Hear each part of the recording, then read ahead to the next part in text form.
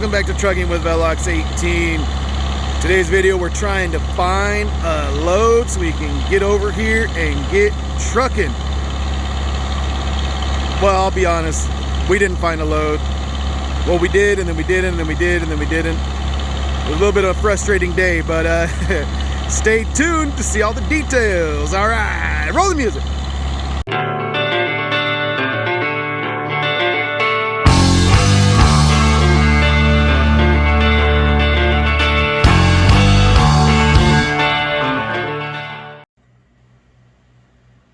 Alright, I want to show you guys the load board this morning. I've been on here for a half hour already, and I've seen the load count go up. It started around 70, and now we're up to 168, so new loads are being added. In fact, well, yeah. Let's just sort it like I always do by the offer. I just have seen all of these ones, so it's a little boring for me to see the Pacific Washington, Salt Lake City, Phoenix, Tucson, Flagstaff, etc., etc. Let's see, and that's all one load from TQL. I don't know if you guys can see that, all of the Arizona. Sorry for the shaky camera, by the way, because last time I tried to do screen recording on this computer, it totally lowered the frame rate on my entire video and made the whole thing choppy. So we're not gonna do a screen record on this computer anymore, but what we will do is just use my my phone here, and we'll record the screen. It's not as good, not as steady, because I'm trying to look at the screen, not what I'm doing on the phone, but you know, whatever, it's all good. I'm not really trying to go west. I'd like to get up into the Wisconsin, Minnesota area because there's decent loads coming out of there most of the time, coming back towards the house. So I want to get somewhere where I can get over, because like this is kind of silly, right? It's like one pick, one drop, 800 miles. It picks up 80 miles away from me, and it's $1,500. 1,500. I mean, so we're talking like less than $2 a mile there. That's like $1.88 a mile. Like, come on, man. Come on, man. And that's not including $1.88 miles, not including the deadhead. So going straight to Wisconsin just isn't an option for me. But coming out of Wisconsin, there's some good loads and stuff, and it's kind of where I'd like to put my truck.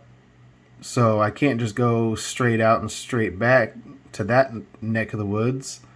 So I've got to triangulate there. So I've got to try and find somewhere, get somewhere where I can get a good load cutting over to Wisconsin. So I've got to try and make a little bit of money today, make a little bit of money tomorrow, and maybe end up in Wisconsin on Thursday or Friday and try and get a load coming back then. So that's kind of my goal. Like this one is at least gets me to Illinois. That's not a bad market, but it's $11.50 on 500 miles. So once again, we're over $2 a mile there, but not quite enough. Like what, 220 mile, something like that. I didn't figure that one out. I just spitballing. I mean, North Carolina. Meh. These ones are kind of interesting. Like this, looks like it got booked, but it's, you know, under 200 miles to go from Smyrna or Lebanon. I don't know. Scotland always does this, where they put the same load from a bunch of different cities, but nevertheless, less than 200 miles, and they're giving you $1,000 for it. Now, I don't think too much comes out of Knoxville, at least not in my experience, but if I could get them to come up a little bit on that rate, maybe I could run it just round trip and just come back empty and just get a day's work in, maybe get $1,200, run like, you know, 450 miles for $1,200. I don't know. Just spitballing here, man. Just spitballing. So this is what it's looking like. We got 170 loads, just under 170 loads, and none of them are kind of paying too well right now. But yeah, we're gonna hold out. So let's see what happens. All right, still looking for a load. It's almost 11 a.m. I've been doing this for darn near 4 hours. No, yeah, 4 hours. So DAT load board keeps like breaking down on me, shutting down on me. It's just not functioning properly. I think they've got a ton of traffic. I've heard of that happening on the days before and after holidays, that so many people are trying to book loads that it just overwhelms their system. And so I'm watching the loads just slip through my hands because I'm not able to be on the DAT load board. But I'm waiting it out anyway. There's some loads that I'd like to maybe wait and see if they'll come up on their rate, because like running it for like $275 a mile, it's just like, man, that's not worth the trouble that it is to book that load and deadhead over there and all that, because then it turns into like $250 a mile, and it's not that good of a load, and it's not going into that good of a market. So anyway, so I'm kind of holding out. So we'll see what happens. I wanted to tell you guys, I noticed something happened today, and I'm pretty sure it's what happened to me last week. So I think it's just something that we're seeing right now. Basically a double brokered load. I saw the load on a load board at a certain rate. It was going to North Carolina. So I opened a new search and I searched North Carolina to kind of see, like, am I going to be able to find a load out of there or not? Decided, yeah, I think I can find a load out of there. So I went back to book the original load, went back to the search for like my local search. And then I started scrolling and I'm like, that load's gone. It was like $1,700 going to North Carolina. I was like, man, that's kind of a bummer. That's a bummer. Maybe it might have even been $1,800, but nevertheless, it was like $1,700 going to North Carolina, and I was like, that was a decent load. So someone scooped it, right? So I keep scrolling down, and then I see this load for $1,100. That's the same exact pickup city, same exact delivery city, same exact dates. So I'm like, and the broker is now a smaller brokerage. And I'm like, that's that same thing that happened to me last week. Now, last week, I was even more certain of it because it was a 1 pick 5 drop. And all of the drops were the same exact cities that the original load went to. And they dropped the rate by like, $1,000 or something like that. So I'm pretty sure that that's just what's going on right now. Brokerages, like I said, like if the whole pie expanded when the last couple years, and now it's contracted, it's left a lot of us out here, not just trucking companies like me out here who don't have direct freight connections and who don't have like strong connections in within the new freight market. We're trying to get the leftovers, and there was plenty of leftovers before because the pie had expanded out so much. But now that it's contracted, these brokers are left in, outside the ozone layer of the freight market, getting fried by ultraviolet light, just like I am. So they're trying to swoop into good-paying freight. Usually, a lot of these brokerages are connected to trucking companies. They're trucking companies that say, hey, I'm tired of these brokers being the middleman. I want to be the middleman. They start a brokerage, and they even do some good things for a while. But now that the freight market has changed, it's different, it's harder.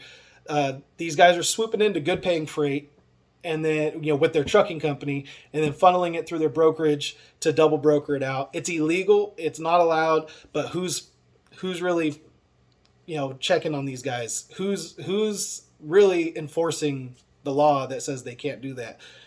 There is a way that they can co-broker things, but I doubt that that's happening in a lot of these situations. It doesn't seem like that's that's what's happening. Anyway, so that's kind of where we're at. I'm going to keep grinding on the load board. We'll see what happens. It's not even loading for me right now. So I'm actually going to switch over to my phone. I'm going to look on the Coyote app because there was one load I was kind of looking at over there. And then there was a couple loads for Swift, actually. And they're ice cream loads. So we'll see what happens with those. And oh no, those got booked. Yeah, those pick up right now at 11 a.m. So I thought maybe they might book those up. I had offers in on one of them, but they just declined my offer. It was too high. But those loads went all the way to Vegas. I wasn't going to do them for, yeah. Anyway, so now we're on to the next one, and DAT is still not working. So thank you, DAT, for kind of messing up my day a little bit and putting me in a situation where I'm behind the eight ball trying to find a load, trying to book a load. So I think I might just have to go old school and start calling up some of the brokerages that I'm set up with and saying, "Hey, what do you got out of the Murfreesboro market? What do you got out of Nashville? Let me hear what you got." Because if the DAT is not going to work for me, it goes from being a tool that saves me time to a liability that hemorrhages my time because it won't freaking load. And yeah, it'll let me log in now, but it gets to the search page and then no results pop up. It just freezes. So anyway, all right, I will catch up with you guys once I know if we have a load or not. Hey, we got us a load. It is about 2 o'clock, a little before 2, like 1:30, and we're heading over to the truck, and it started raining, of course. So my chauffeur over here giving me a ride, and I'll hop in the truck. They're having some sort of an issue with my carrier packet because I relocated to Tennessee from California, and I haven't hauled a load for TQL yet.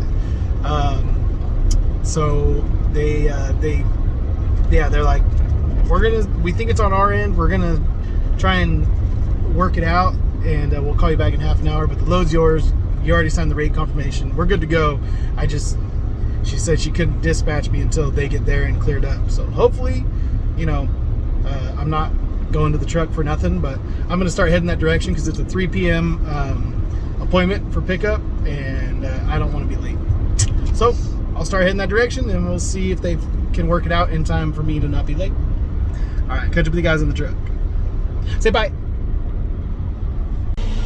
All right, Jessica just dropped me off here at the truck, and I got a phone call right before she left, and they said, "Hey, this is going to take a while for this to get sorted out on your whatchamacallit, your carrier packet. Like, for whatever reason, everything's taking a long time. So I don't know if like DAT is like, I mean, I know DAT is behind, and I know that's affecting all kinds of the brokers that I talked to today. They're like, man, this is terrible. We can't get this, we can't get that. All that. Everyone was complaining about it. So anyway, now they said, hey, we don't know how long this is going to take, so we're gonna pull the pull you off the load. So yeah, got pulled off the load. So Jessica's gonna go pick up the kids from school. She's gonna go do that route, and then she comes right back here. If I haven't found a load by the time she's on her way home from picking up the kids in about an hour, then I will hop in the car with her and go back home. But for now, I'm just gonna turn on my hotspot, which I forgot to do, and then get myself back on the load boards and see if we can find something last minute here. It is now almost 2. It's 1:50. So this is the game, man. This is the game that we play. If you want to book a load earlier in the day, you're gonna take it for cheap money, or if you get lucky and you just happen to refresh at the right time when a good load pops up, and then you're the first one to call and you book it, that works too. But I was a minute late and $1 short on a few different loads today. So yeah, we're gonna have to hop right back on the load boards and get back at it. Let's go. All right, you snooze, you lose, and I missed out on the load just now because I wanted to see if I could find a backhaul or something else I could get from that area, and decided, yeah, I want that load, and then called the guy back, and it got scooped up. So got to be quick. I learned that earlier, and somehow I didn't all the way learn it. Hey, everybody. All right, so we're back in the office. what I was saying before Gus kind of freaked out is that I missed out on a load. It was a pretty good rate per mile. It's like 300 miles total, like 280 or something like that. And then obviously I have a little deadhead to go pick it up, so it was about 300 miles, and it was about $5 a mile.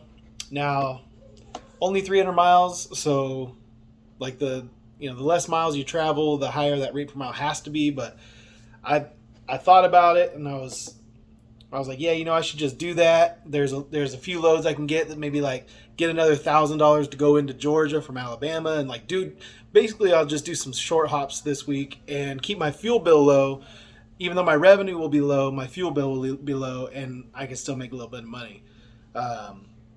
And by the time I made that decision, the load was gone. Someone else had already booked it. So the lesson I learned today, we gotta jump on a good load. If you find a good load, we gotta jump on it. So I'm still gonna monitor the load boards. It's 3:15. The day's not over. It feels over, but I'm still gonna monitor the load boards, and we're gonna see if we can find something else. Kind of a bummer to have that load and then have them pull the rug out on me based on, I don't even know. I mean, I filled out the new carrier packet after I moved. That's what they're saying is holding it up, but they're saying that it's being held up on their end, not on my end. So nothing much else I could have done. It just kind of sucks. So yeah, keep on hitting this load board. All right. So I booked a load, but it's not until tomorrow. I tried to book another load, but I haven't gotten the rate confirmation yet, so I haven't heard back from them. But I think I'm gonna get it. But basically, I've got one real load booked. The other one was just like a little short hop, 7-mile load from Lebanon, Tennessee to Lebanon, Tennessee tomorrow, just to kind of fill some time and make a little bit of cash. But the next load, I'll talk about the next load tomorrow. But this is one of those days, man, where you invest so much time into it, and it kind of gets emotionally draining to like have a load, to get the load pulled out from underneath you, to have all the stuff that happened today, and you're just kind of like it wears you down, because you want to just hurry up and book a load and get in the truck and drive. Like, I'm a driver, I want to be in the truck with the wind in my hair, and yeah, not where I'm at now. So anyway, I had to go and get myself some Chick-fil-A, some emotional support food. So that's what we have for dinner. I got my girls with me. Where my girls at? From the front to back, so y'all need that. All right. Yeah. So this is where we're gonna cut the video off. Weird day. Wasn't ideal. Looking for loads all day long, just wasting so much time. But anyway, I'll check in with you guys tomorrow, and we'll see about the load that we booked. Love you guys. Peace out. See you on the next load.